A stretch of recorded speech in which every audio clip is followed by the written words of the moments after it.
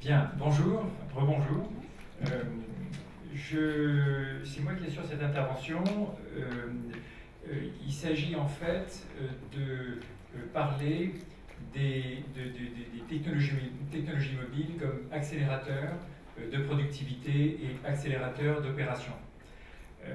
En fait, l'avènement du smartphone, donc ce smartphone aujourd'hui que nous avons tous sur nous, est un outil extraordinaire, complètement sous-employé à l'heure actuelle, mais c'est une plateforme extraordinaire pour se connecter à son environnement. Ce qui veut dire qu'on peut aujourd'hui, n'importe quel collaborateur dans une entreprise ou opérateur ou intervenant, on est en mesure aujourd'hui de l'augmenter. C'est-à-dire qu'on peut lui donner des moyens de connexion à son environnement extrêmement poussés, tout en restant très simple, parce que ces systèmes-là sont bourrés de capteurs qui permettent de géolocaliser, de façon à grande échelle, de géolocaliser de façon très précise, à quelques mètres ou quelques centimètres, et qui permettent d'échanger des informations avec d'autres collaborateurs, d'échanger des informations avec des objets, et donc d'avoir une interaction accélérée avec son environnement. Alors on peut donner un exemple simple. Admettons que je fasse de la maintenance, je fais de la maintenance de parcs, je sais pas, de parcs de matériel, d'extincteurs par exemple. Bon, ben, je peux très bien poser un QR code, je vais poser ces petits codes carrés, je les pose sur mes extincteurs et j'ai quelqu'un qui va arriver, qui va passer devant l'extincteur, qui va scanner le QR code et qui va déclarer que l'extincteur vient d'avoir sa maintenance. D'accord ? Et donc à ce moment-là, je vais avoir un enregistrement d'informations. En fait, ça veut dire que les actions que j'accomplis peuvent être enregistrées immédiatement en base de données, peuvent être traitées et on peut me renvoyer de l'information par rapport à cette action que je viens d'accomplir. Donc, et ces possibilités-là sont extrêmement étendues. Ça veut dire qu'on peut, on a de multiples façons finalement d'augmenter la productivité d'opérateurs. Il suffirait de se mettre sur une chaîne de production, d'analyser ce que sont les flux. Alors moi je fais ça dans une autre vie, j'étais consultant, on faisait du lean manufacturing, on se mettait sur les chaînes de production et puis on regardait comment gagner quelques secondes sur la production d'une pièce. Aujourd'hui on peut faire la même chose, on n'est plus en train d'optimiser à quelques secondes sur la production d'une pièce, mais on est en train de se poser la question sur finalement comment augmenter la productivité de mes opérations au moment où les personnes qui interviennent accomplissent des actions. Donc un autre exemple, c'est on peut très bien avoir une application de contrôle qualité qui a un gabarit et qui permet de contrôler des pièces. C'est-à-dire qu'automatiquement, on va contrôler le positionnement et le montage de certaines pièces. On peut avoir des applications donc, de maintenance, comme je le disais tout à l'heure, où l'opérateur arrive, il scanne un QR code, ou mieux encore, il est détecté, ça veut dire qu'il va passer à côté d'un capteur, et donc on va détecter sa présence, et automatiquement on va lui proposer une action qui va être de confirmer ou d'infirmer, etc. Donc, il y a aujourd'hui, à la fois dans les entreprises, à la fois dans les collectivités, des outils de productivité extrêmement importants qui s'appuient sur ces technologies mobiles qui sont finalement relativement simples à mettre en œuvre. Alors, il y a d'autres exemples, des applications tout à fait classiques qui existent depuis plusieurs années, où on géolocalise automatiquement l'utilisateur, où il a un calcul d'optimisation de tournée, où il va savoir quel doit être son tracé. Donc, je crois que ce qui est important, c'est de comprendre qu'il y a un champ très important d'applications, et donc ça représente dans une entreprise un grand nombre d'applications à produire. Alors, je vais vous montrer une petite vidéo que nous avons produite, c'est-à-dire que ça pose une problématique, ça veut dire si on doit avoir demain 50, 60, 80, 100 applications pour augmenter les opérateurs, pour permettre à chaque individu dans une organisation d'être plus productif, d'avoir une connexion instantanée avec son système, la maintenance de toutes ces applications devient infernale. C'est-à-dire que si vous êtes sur les applications individuelles, vous développez au cas par cas, la maintenance dans le temps, la centralisation des données est quelque chose qui devient infernal. Et donc, pour nous, le modèle optimal, alors attendez, c'est un lecteur vidéo, je vais juste...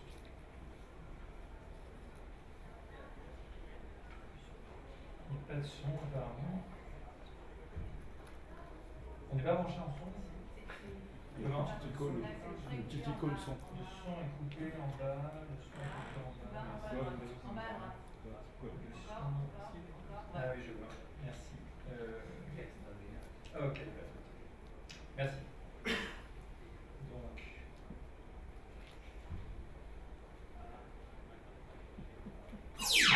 Mobile is creating a revolution for every business and administration.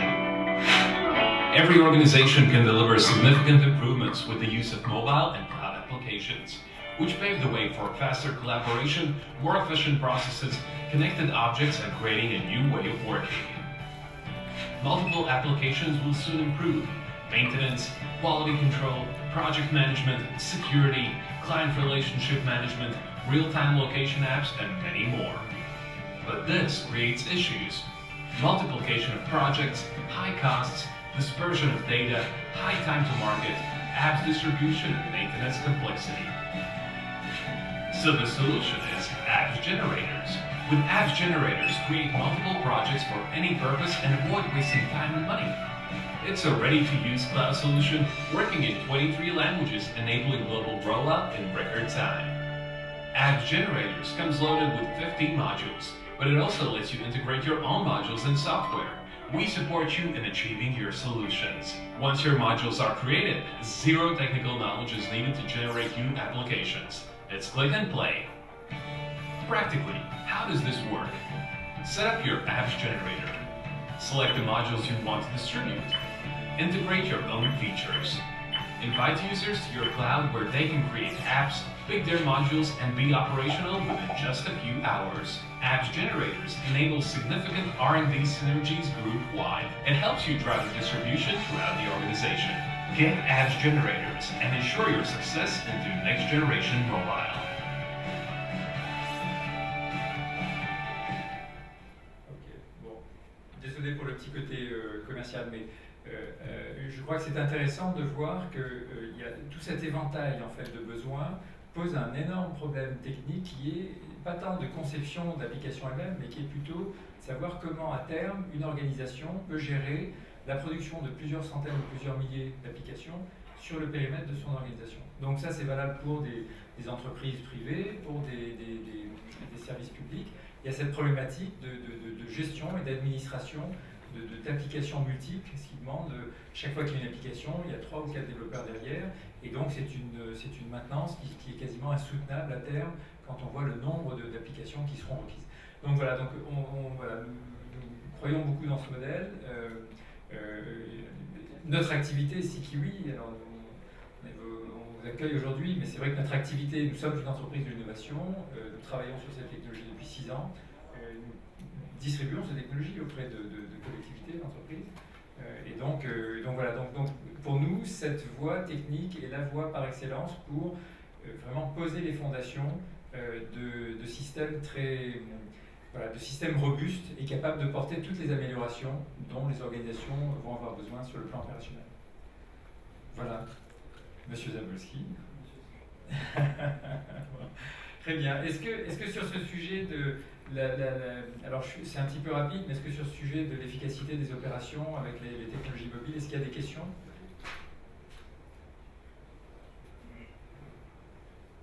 Pas de questions? Ok. Comment? C'est un plaisir de vous voir ici. Ah, très bien. On est tous très heureux de recevoir Monsieur Zapolski. Bien. Donc, je vais passer à la deuxième partie de ma présentation. Je vous prie de m'excuser, celle-là n'est pas directement liée, mais pour partie seulement à ce sujet d'amélioration opérationnelle et d'application mobile. Nous avons annoncé tout à l'heure, alors M. Mossinica, le ministère des Affaires étrangères, a un petit peu ouvert le sujet en parlant tout à l'heure en plénière, mais nous faisons aujourd'hui une annonce qui est un certain nombre d'entreprises de l'innovation, alors de taille moyenne, se sont parlé dans ces derniers mois et ont petit à petit identifié le fait que le champ des villes intelligentes était un champ très étendu et que ça demandait une quantité de technologies. On l'a vu ce matin, certains posaient la question, c'est quoi la ville intelligente? Bon, il y a le transport, il y a l'énergie, il y a les smart buildings, il y a les internet des objets, les applications, il y a le cloud, la modélisation, la santé. Enfin, je veux dire, il y a beaucoup de sujets qui rentrent dans le scope. Effectivement, il y a beaucoup de sujets. Et dans certains cas, c'est compliqué pour des territoires d'aller aborder brique par brique. Dire comment est-ce que je monte les immeubles avec la bonne composition, comment est-ce que j'organise un système de transport intégré, comment est-ce que je peux brancher des objets de façon à avoir des flux automatiques et avoir des informations automatisées. Et donc le congrès a été assez déclencheur en ce sens, c'est-à-dire que quand on a organisé le congrès, on s'est rendu compte de la variété des technologies qui étaient requises et on s'est rendu compte du nombre d'acteurs et de la couverture en fait, qui était nécessaire pour pouvoir répondre à l'ensemble des besoins. Et aujourd'hui, il semble quasiment impossible qu'un seul acteur puisse arriver en disant écoutez-moi, je sais. Ça semble extrêmement compliqué. Et donc, petit à petit, est venue cette idée de monter quelque chose en collaboration. Et donc, je vais appeler M. Zapolski à venir me rejoindre. Je vais appeler, est-ce que Medavis est présent? Vous êtes là? Venez. Est-ce que Greenjazz est présent? D'accord, Forcity est là. Alors, on n'est peut-être pas tous. Est-ce qu'il y a d'autres membres? Oui, monsieur Sénat. Très bien. Voilà. Parfait. Alors, on va vous projeter quelques éléments, mais nous sommes très heureux d'annoncer la mise en place la naissance. Merci, André. Merci, toujours là pour... la naissance de ce consortium qui regroupe des entreprises. Monsieur Mossiniga, vous arrivez à point nommé, Élodie aussi. Très bien. Donc, nous étions en train d'annoncer que donc dans le cadre de la construction du congrès, nous avions identifié ce besoin d'avoir une couverture technologique importante et un champ en fait couvert important. Et donc, nous en avons parlé, nous avons échangé, nous sommes venus à la conclusion qu'il était nécessaire de monter un consortium, un groupement d'entreprises de pointe, chacune dans son domaine, avec des technologies complémentaires et capable de répondre à une quantité importante capable de répondre à un champ étendu en fait, de besoins sur un territoire. Donc je vais laisser chacun de mes amis et partenaires se présenter. Moi je vous ai dit 2 mots il y a 2 minutes sur ce que nous faisons dans le domaine des technologies mobiles. Et si tu veux démarrer avec... Bonjour, je représente la société Forcity. Nous, on développe une plateforme numérique collaborative mais sécurisée en même temps donc, ce qui permet la visualisation 3D des territoires et la simulation des scénarios à partir des modèles, des problématiques diverses et variées, des modèles d'énergie, des transports, développement urbain, gestion des déchets, d'eau, et dans un mode systémique. Donc, mode systémique, ça veut dire qu'on voit les impacts qu'il y a un projet A sur l'autre. Donc, on ne travaille pas de manière... On décloisonne les silos et on permet aux acteurs de territoire de se parler, de collaborer et de travailler sur cette plateforme qui permet de voir l'évolution dans le temps. Donc, on peut voir la photographie actuelle et l'évolution d'ici 5, 10, 20, 30 ans. Voilà.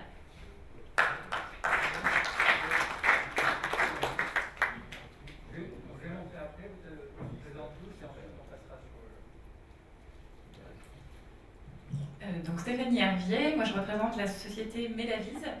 Alors Medavis, nous on s'est positionné vraiment sur la smart santé et la problématique de l'accès aux soins dans les villes et aussi dans les campagnes, notamment autour des notions de déserts médicaux, d'accès aux soins qui peut être compliqué aujourd'hui, l'engorgement des urgences, l'engorgement du 15, le vieillissement de la population française.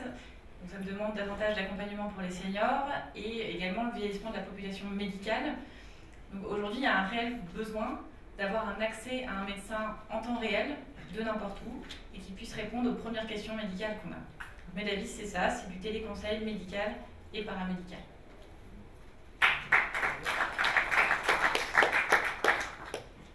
Bonjour, moi je représente AKG. La société AKG est spécialisée dans des matériaux de construction intelligents, nouvelles technologies, brevetées. Aujourd'hui, en l'occurrence, on a plusieurs projets de construction de bâtiments sur aussi bien le tertiaire, les immeubles de bureaux, les habitations, mais également les hôpitaux, les aéroports.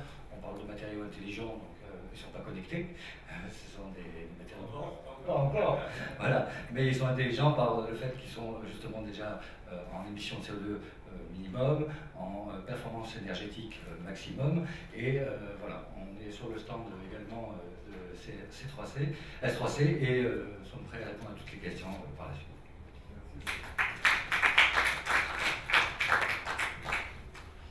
Bonjour à toutes et à tous, je suis Alexandre Zapolski.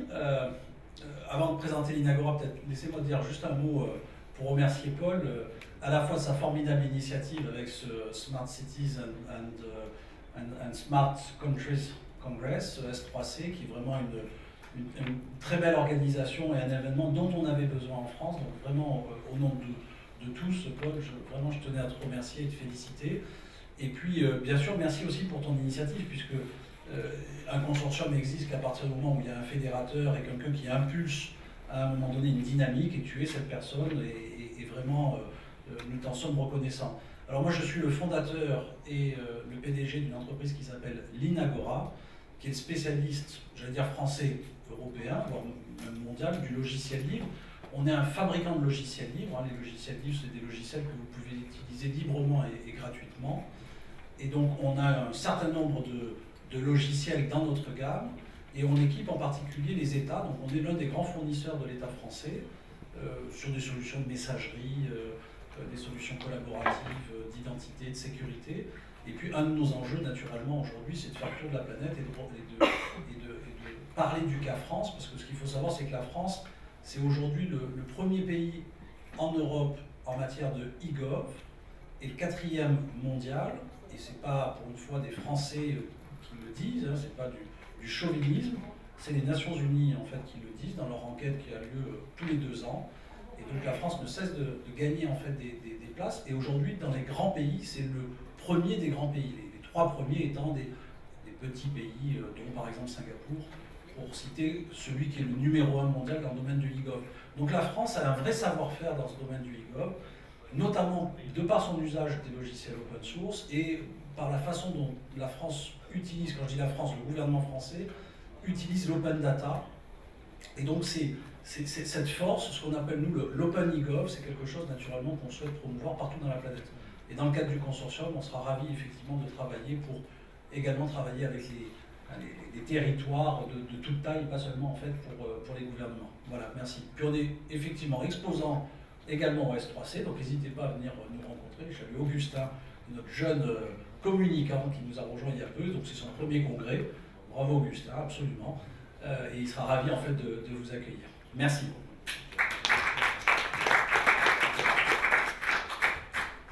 Voilà, donc je vais dire quelques mots rapides sur ce consortium. En fait, voilà, l'identification que nous avons faite, c'est qu'effectivement, pour couvrir le champ de la ville intelligente, il faut être capable de répondre à tout ça. Et donc, ça demande beaucoup d'expertise. Et c'est compliqué de rassembler ces expertises au sein d'une même structure. Ce sont des expertises poussées qui sont requises et qui demandent une spécialisation forte. C'est-à-dire que si on est un expert du transport, on est un expert du transport. C'est très compliqué de devenir un expert de l'immeuble intelligent, voire impossible. Voilà, donc d'où cette réflexion qui consiste à dire ça ne peut se faire que par association. Il faut qu'il y ait un groupement avec des compétences de pointe dans chacun de ces domaines qui soit capable de faire des évaluations, de faire des recommandations ou de réaliser dans des environnements complexes. Alors, je vous demande il y a certains éléments là-dessus qui sont encore sous accord de confidentialité, donc simplement, ce que vous voyez ici, c'est qu'il y a ces domaines-là, et on a aujourd'hui identifié, pour chacun de ces domaines, on a identifié des acteurs qui sont des acteurs partenaires. Voilà, donc je ne laisse pas trop, on n'a pas encore finalisé un peu tous les éléments, mais en tout cas, voilà, on a un certain nombre d'acteurs partenaires dans chacun de ces domaines, et donc ça forme un groupe et une task force qui est capable d'intervenir dans des délais rapides sur des missions d'évaluation pour faire des diagnostics, pour faire des recommandations, pour préparer de la réalisation ou pour réaliser. Voilà, donc je suis... Alors moi j'ai un profil un petit peu atypique dans tout ça. Moi j'ai 10 ans dans le BTP, donc j'ai construit des villes pendant 10 ans, Après, j'ai passé 10 ans dans l'environnement, chez Veolia Environnement. Donc pendant 10 ans, j'étais dans les services aux collectivités, j'ai fait de l'eau, des transports, de l'énergie et de la propreté. Ensuite, je suis fondateur-président actuellement de Sikiwi, qui est une entreprise leader dans le domaine des applications mobiles pour les villes et territoires. J'ai passé un peu de temps dans un cabinet de conseil et donc je suis alors président c'est beaucoup dire, mais en tout cas le coordonnateur de ce consortium. Voilà. Et donc en fait le process qui est extrêmement simple, on a des process d'évaluation, alors 6 semaines sont des process assez lourds, on a des procédures d'évaluation qui sont relativement rapides, qui durent entre 3 et 6 semaines, qui permettent de faire un état des lieux complet et donc qui permettent d'engager des projets de réalisation de Smart City au sein de ce consortium. Voilà, ça s'applique à la fois sur des nouveaux projets, donc des constructions de nouvelles villes, de villes neuves, sur de la conception avancée, et ça s'applique sur des projets existants, c'est-à-dire des villes existantes sur lesquelles on souhaite équiper en technologie, en processus de ville intelligente. Voilà, donc je crois qu'on a fini, on annonce tout ça. Sané Bakary qui est ici, qui veut bien se lever peut-être, voilà, si elle peut se lever. Donc c'est Sané qui vous accueille sur le stand Smart Country and City Consortium, qui se trouve à l'extrémité gauche de l'accueil, à gauche du hall aval. Voilà, on vous remercie, et voilà, et donc nous sommes tous à votre disposition s'il y a des questions. Salut.